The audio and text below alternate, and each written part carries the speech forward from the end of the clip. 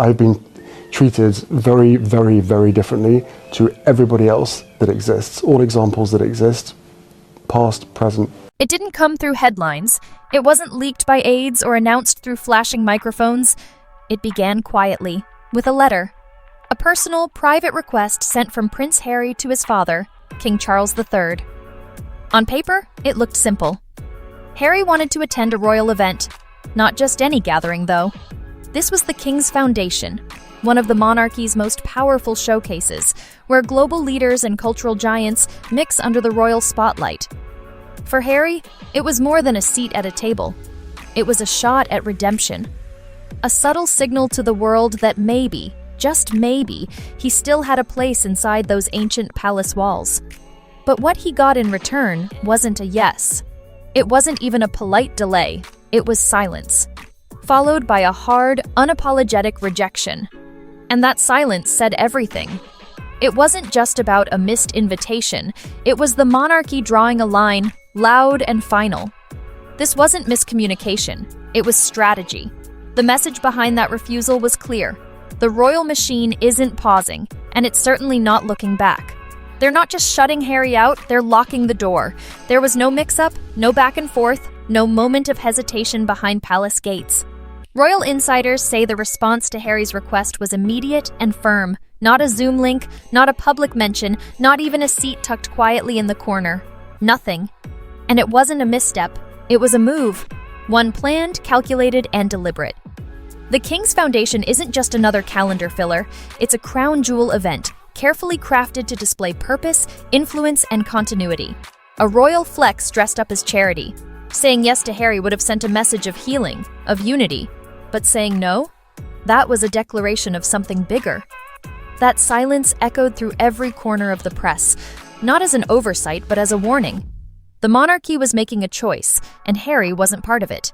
The palace didn't offer explanations. They didn't leak an excuse. They simply made sure Harry's name was nowhere to be found, and the world noticed. For an institution built on appearance, this was as loud as it gets. A clean break, without the mess of confrontation.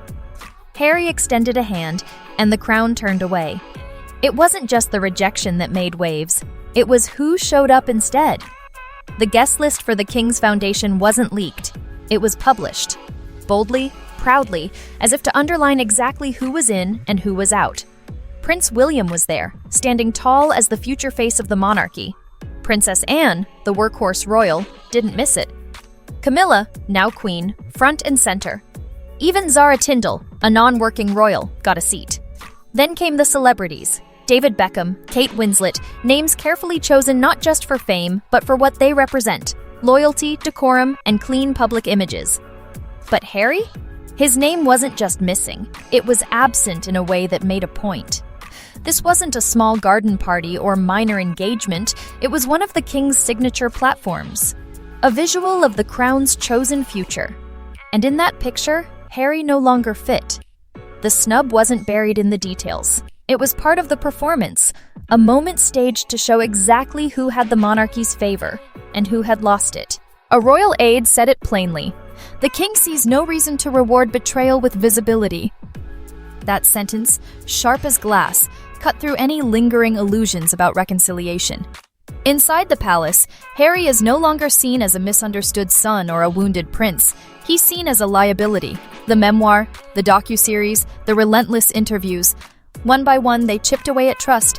What might have started as truth-telling became, in the palace's eyes, a campaign of attack. And the response? A closed door. No negotiations, no debates, just a clear message.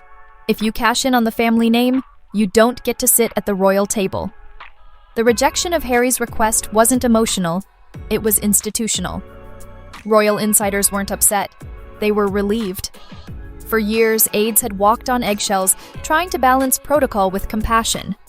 But after this move, the consensus was firm. Enough. The palace wasn't just ignoring Harry, it was excising him.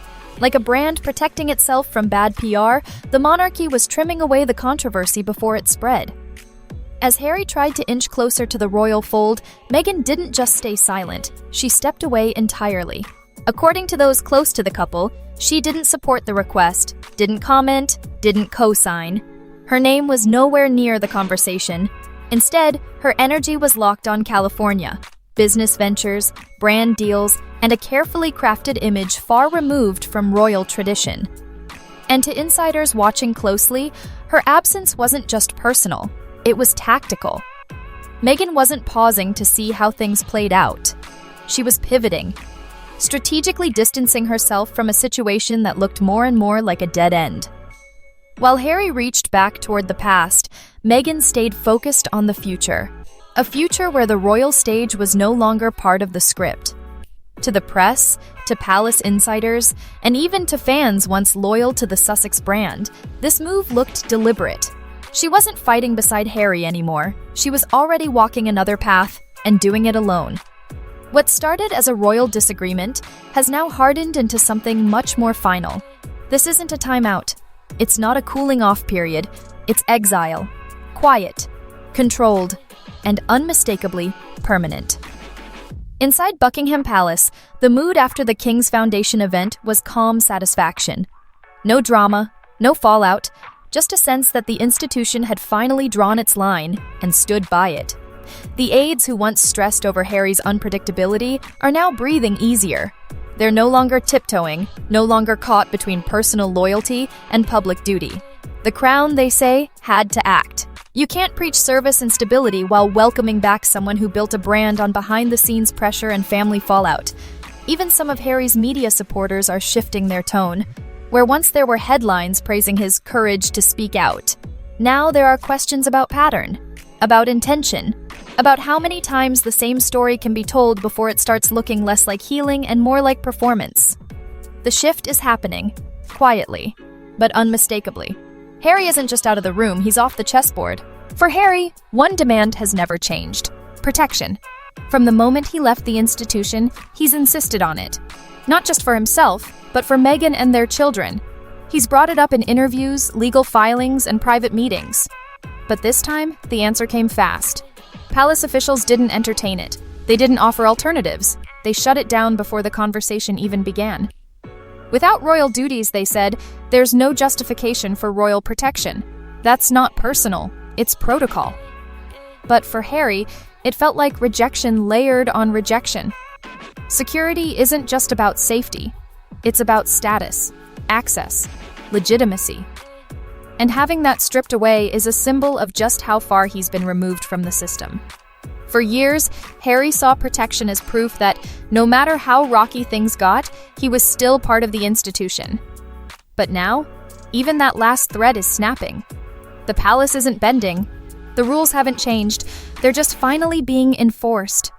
Back in California, Meghan's silence is getting louder. She's not defending Harry. She's not pushing back. She's focusing on solo projects, brand partnerships, and independent ventures, all without tying herself to the crown.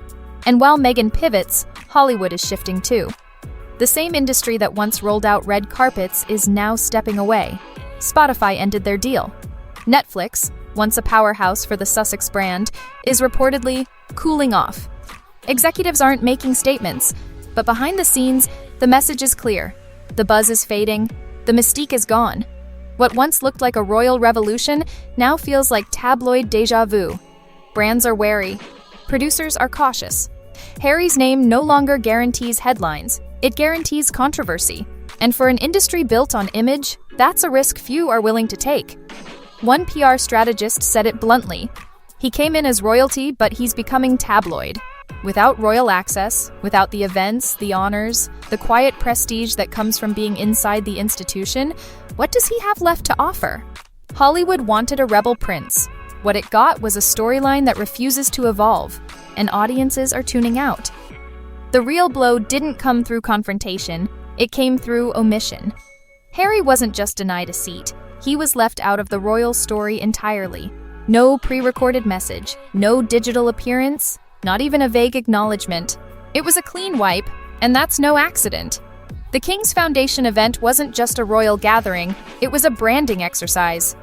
Every name on that guest list was handpicked to project unity, loyalty, and longevity. William, Camilla, Anne, they represented the institution's future. Even celebrities like David Beckham and Kate Winslet were more than famous faces. They were chosen for what they symbolize: grace, discretion, and public favor. Leaving Harry out was the monarchy's way of declaring who it stands with and who it's leaving behind. And for someone born into that very system, someone who once stood as its wildcard heir, being erased from the frame hit harder than any headline. Harry wasn't just excluded, he was forgotten. On purpose. This is the part no one says out loud, but everyone inside the palace understands. Without the crown, Harry's identity changes. Everything he was, his access, his influence, his relevance, was built on that royal foundation. He could leave the institution, yes, but he couldn't leave behind what made him valuable in the eyes of the world. Now that connection is weakening. Titles are rumored to be under review. Invitations have stopped. Behind polished doors, the system is closing in. And it's not just symbolic, it's strategic. Royal experts are already drawing comparisons to past outcasts, relatives who pushed too far, then vanished from official life. The difference now, it's happening in the open. Every decision, every exclusion, every silence is playing out in front of millions, and the monarchy isn't blinking. If anything, it's doubling down. King Charles is choosing legacy over leniency, reputation over reconciliation. And Harry? He's caught between the past that rejected him and a future that hasn't quite materialized. The door isn't cracked open anymore, it's sealed. Here's the reality. This isn't a power struggle anymore. The palace has already moved on, Meghan has already moved on, and slowly, so has the public. The royal machine is still running, still hosting, still commanding global headlines. But Harry is no longer part of that current. He's drifting from the institution that once defined him, and the question is no longer whether he can return. It's whether he can build something that stands without it. The Hollywood honeymoon is over. The podcast deals, the streaming specials, the tell-all interviews, they've all lost their edge. There's no longer shock in the story, just repetition. The press doesn't chase him the way it did. Audiences don't lean in the way they used to. Without royal ties front and center, without titles and state events and the imagery of the crown, Harry risks becoming a figure in decline. Not a prince, not a rebel, just another name in a fading controversy. If he wants a future now, it can't come from chasing what's been lost. It has to come from starting something new, on ground that isn't borrowed from Buckingham. Because the crown's message couldn't be clearer. The chapter is closed, and his name isn't on the next page. So what began as a quiet letter turned into a public erasure. Prince Harry reached out, not with a demand, but with a gesture, and got the loudest silence of his life. Not only was he denied, he was omitted, erased from the imagery of a monarchy that once defined him. Meghan has already pivoted, Hollywood has cooled, and the crown has spoken, not through press conferences or scandal, but through precision, exclusion, and cold clarity. For Harry, the window is closing, not because of one mistake, but because the story never evolved. The monarchy has moved on, the audience is starting to as well. But what do you think? Is there still a way back for Harry? Or has the crown made its final move? Drop your thoughts in the comments, and if you're into the truth behind the headlines, the strategy, the silence, the power beneath the surface, make sure to like, subscribe, and turn on notifications. This is just the beginning.